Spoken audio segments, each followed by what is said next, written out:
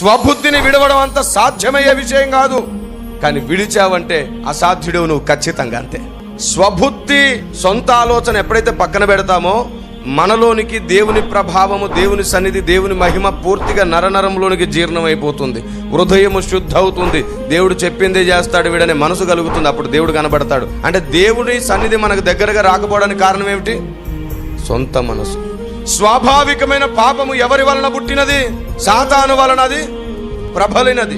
భూమి మీదకి వచ్చి అదే తత్వాన్ని ఎవరికి నేర్పించాడు? అవ్వకు నేర్పించాడు. దేవుడు చెప్పింది కాదు, నేను చెప్పింది విను అని. అక్కడ అవ్వ సొంతగా ఆలోచించడం ప్రారంభించింది దేవునికి వ్యతిరేకంగా. కాబట్టి హృదయ శుద్ధి అనే దానికి డెఫినేషన్ ఏంటి? స్వచిత్తం చచ్చుట. ఫ్రీ విల్, స్వాభావికమైన బుద్ధిని విడవడం అనేది చాలా పెద్ద కష్టం. అది విడవడం సాధ్యమయ్యే విషయం కాదు. కానీ విడిచావంటే నువ్వు అసాధ్యురాలివి, అసాధ్యుడివై తీరుతావు అంతే. ఎందుకంటే దేవుడు నీకు కనపడతాడు, నీతో మాట్లాడతాడు. ఆమేన్.